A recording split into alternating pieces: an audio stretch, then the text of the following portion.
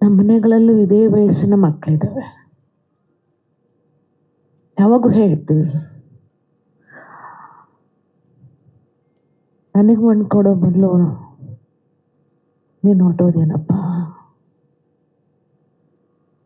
ತಂದೆ ತಾಯಿಗರು ಹೆತ್ತ ಮಕ್ಕಳಿಗೆ ಮಣ್ಣು ಕೊಡೋದು ಅಂದರೆ ಎಷ್ಟು ದುಃಖದ ಸಂಗತಿನೋ, ಹಾಗೆ ನಮ್ಮ ಇಂಡಸ್ಟ್ರಿಯಲ್ಲಿ ಇಷ್ಟು ಚಿಕ್ಕ ಚಿಕ್ಕ ಹುಡುಗರು ಸಣ್ಣ ವಯಸ್ಸೆಲ್ಲ ಹೋಗ್ತಾ ಇರೋದು ಅಷ್ಟೇ ನೋವನ್ನು ಕೊಡ್ತಾ ಇದೆ ನಮಗೆ. ಸೊ ಹಾಗಾಗಿ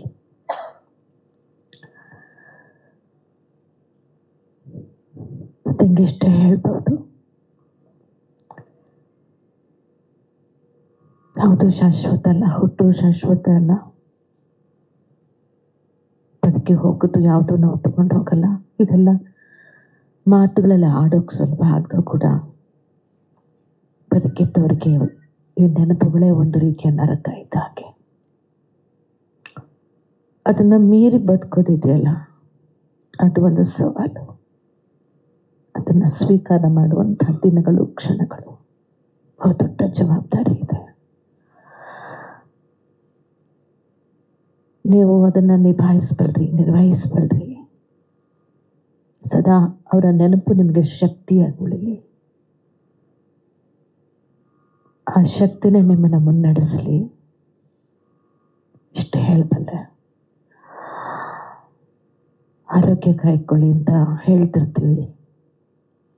ದುಡಿಮೆ ಸಂಪೂರ್ಣವಾಗಿ ನಮ್ಮನ್ನು ನಾವು ನಮ್ಮ ದುಡಿಮೆ ಕಡೆಗೆ ಹೆಚ್ಚು ಆಸಕ್ತಿನ ಕೊಡ್ತೀವಿ.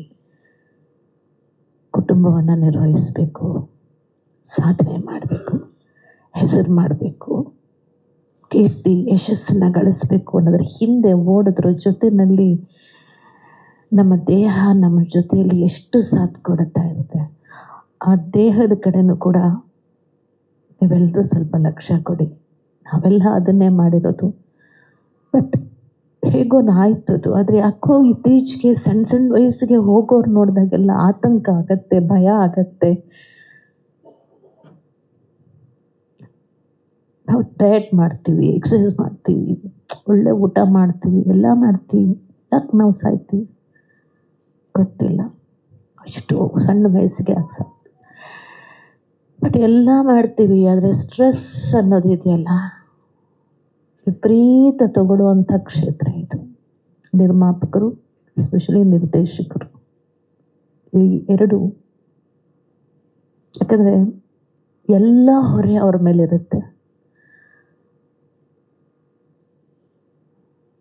ಆ ಹೊರೆನ ಇಳಿಸ್ಕೊಂಡು ಜೀವನವನ್ನು ಒಂದು ಲಯದಲ್ಲಿ ತಗೊಂಡು ಹೋಗೋದು ತುಂಬ ಕಷ್ಟವಾದ ಕೆಲಸ.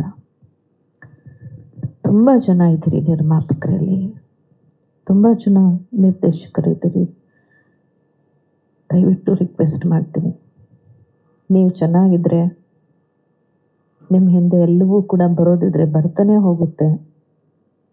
ನಿಮ್ಮ ಹಿಂದೆ ಅದು ಬರಲಿ, ಅದ್ರ ಹಿಂದೆ ನೀವು ಓಡ್ತಾ ನಿಮ್ಮನ್ನು ನಂಬಿದವರ ಬದುಕಿಗೆ ನೀವಿಲ್ಲದ ಹಾಗೆ ಆಗದೆ ಇರಲಿ ಅಂತ ಆಶಿಸ್ತೀನಿ ಮತ್ತು ಹಾರೈಸ್ತೀನಿ.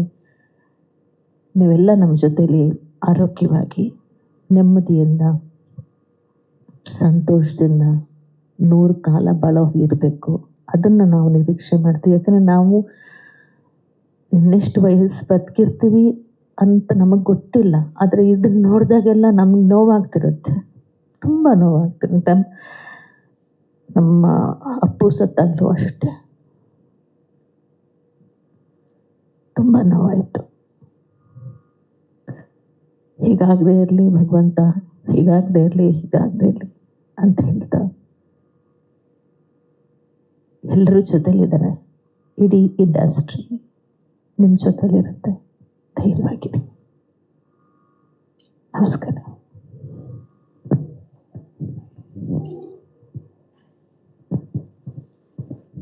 ಥ್ಯಾಂಕ್ ಯು ಮಾಶ್ರಮ್ಮ. ವಿನಯ್ ಪ್ರಸಾದ್ ಮ್ಯಾಮ್, ದಯವಿಟ್ಟು ವೇದಿಕೆಗೆ ಬರಬೇಕು ಅಂತ ವಿನಂತಿಸ್ತಾ ಇದ್ದೀವಿ.